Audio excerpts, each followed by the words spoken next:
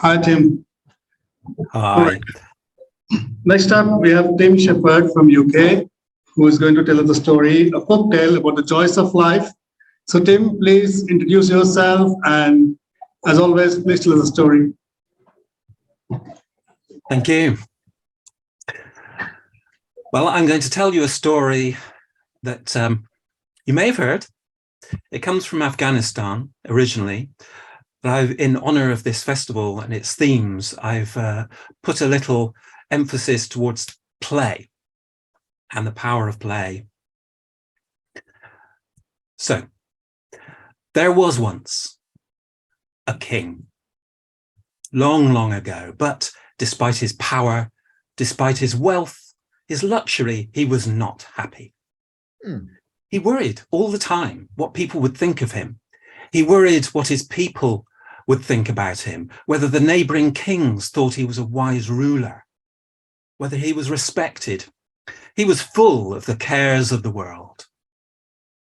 So one evening he decided that he would disguise himself as a beggar who didn't care what he looked like, what people thought, and he would go out walking around the streets of his city.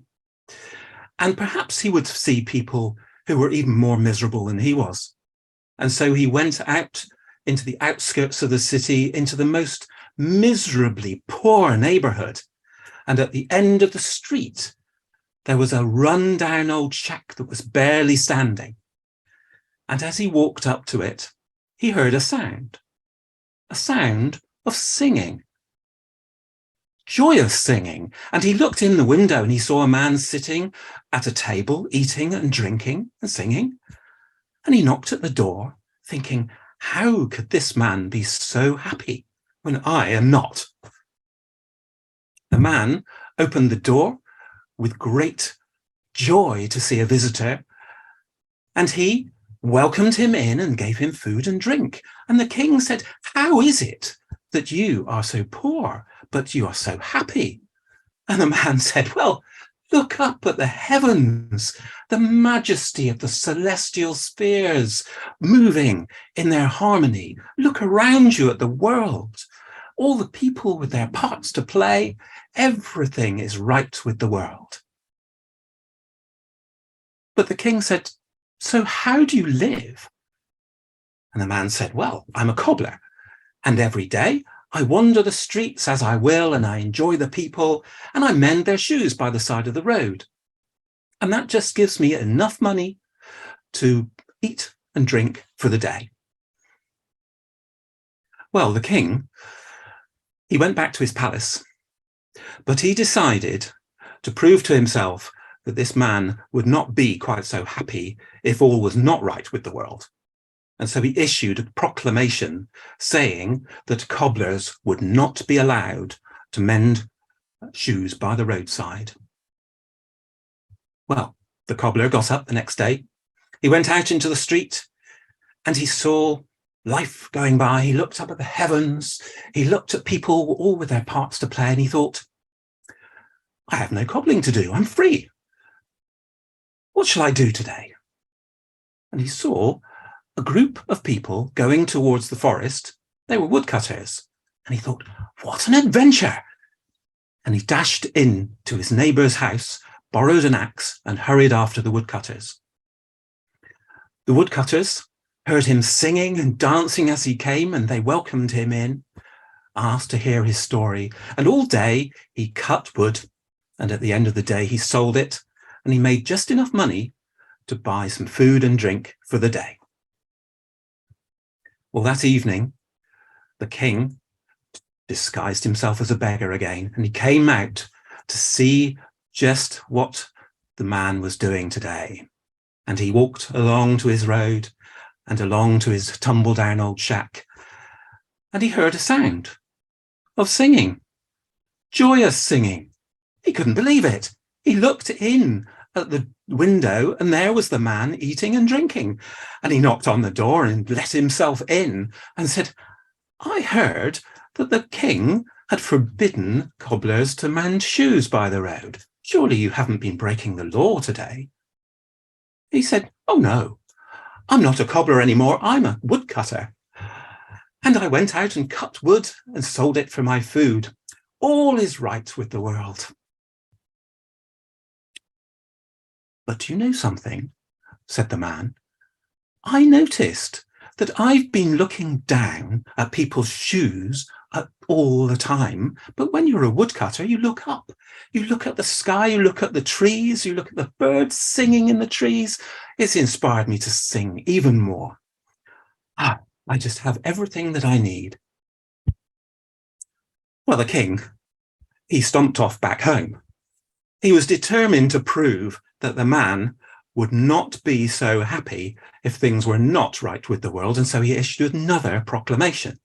This time, he said that all woodcutters may come and must come and work for him in the palace guard. And they were all rounded up and brought to the palace, and they were given a uniform and a sword. And the captain of the guard said, well, you are on a monthly salary now. You will be paid at the end of the month. Now, the man didn't even think for a moment how he would eat that night, because he was looking at his sword. It was so shiny, so beautiful, such craftsmanship. The engraving on it. He was full of wonder.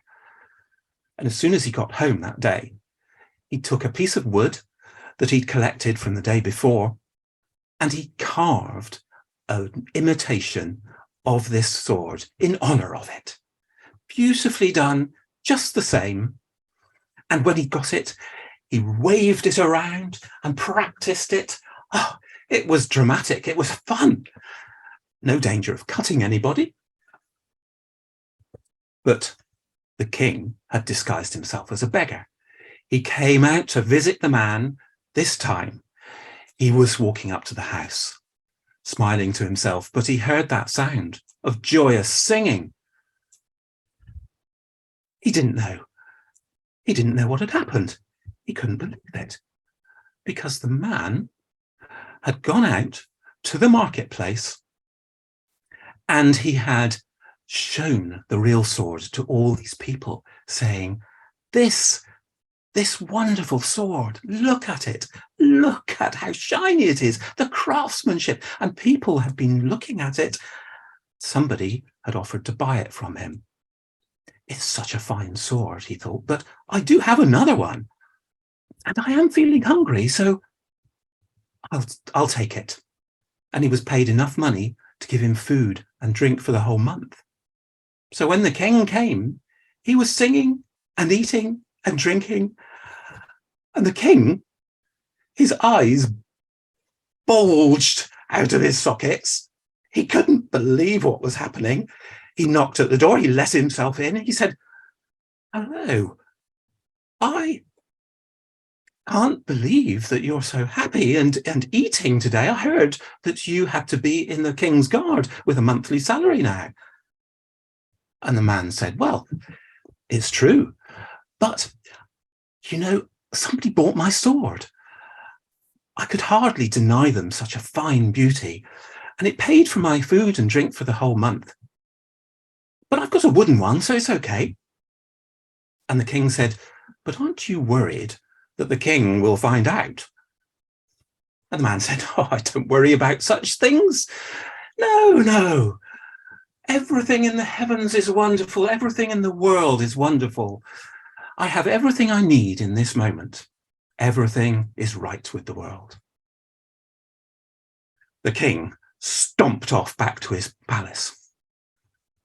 And the next day, he ordered the captain of the guard to bring forth a prisoner who had been arrested for stealing from the king's palace. Now, the king was worried. He mustn't look too weak. He must be harsh. He must show his power. And so he demanded that the prisoner be executed in the public marketplace.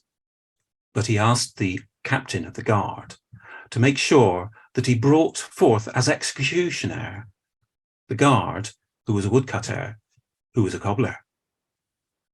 And so the captain fetched the man, and the man said, execute him?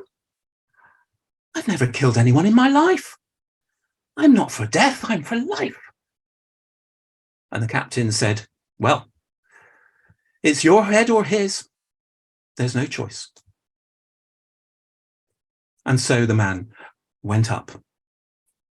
He raised his hands to the heavens and he said, by all that is holy, look into this man's heart and see what is truly in it.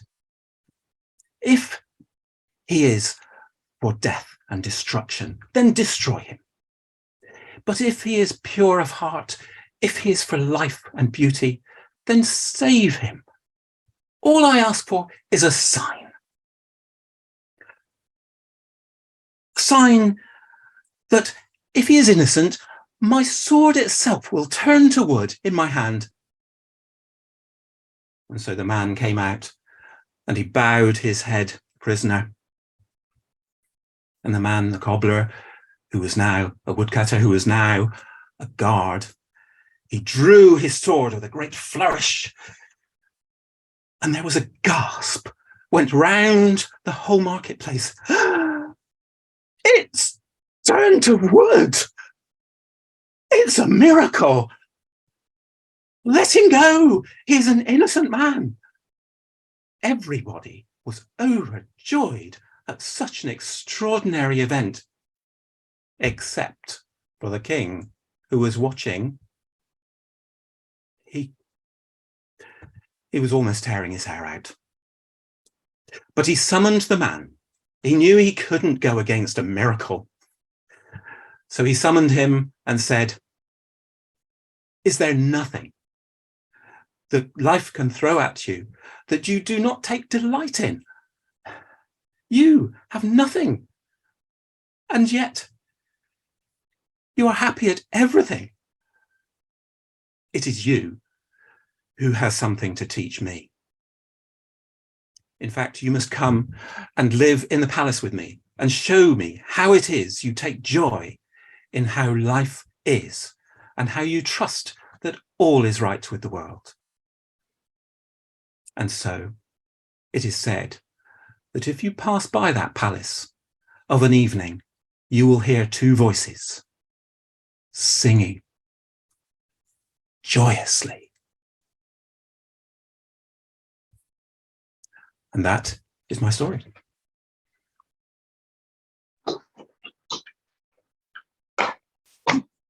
Thank you very much. And if anyone wants to know anything about it or wants to say anything, please do. It's sometimes called the wooden sword. It comes from Afghanistan. And it's an old Jewish tale, I think, and probably others as well. But it is, this time I thought I'd slant it slightly to show how much the man can play at life and find perfection in it, because that is something that I'd like people at this festival to see, that play really can lead you in a wonderful direction, because there is an old tradition of the wise and holy fool who really lives in a wise but very foolish way. Hello, Angela, I've just seen you as well. Lovely to see you. Hello, hi Tim, this is Pratigya here. Sorry I couldn't put my video on. I've heard the story a number of times, but I must say it was just as beautiful as listening to it for the first time. You really made it your own. Thoroughly enjoyed it. Thank you so much for sharing. Thank you.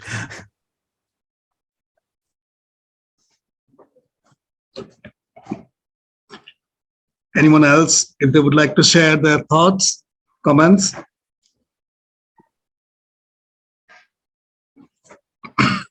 Well, thank you for listening. Yeah, the flow with which he was maintaining the flow. I think this is a journey. In humility. They'll not be able to hear you there. Callian, please invite Deb Downey up to the computer. Yeah.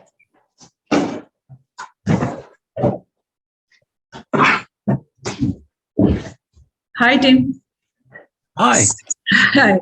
So, as Pratigya said, this story we have heard from many people, but the way you were telling your flow, your rhythm, I was just loving it. It's becoming so fresh, and especially that happiness. Somehow, how at the end, how the king wanted to really desperately wanted to learn from him how to be happy in all the situations. I think this is the need of this hour. We all need to know how to be happy under any circumstances.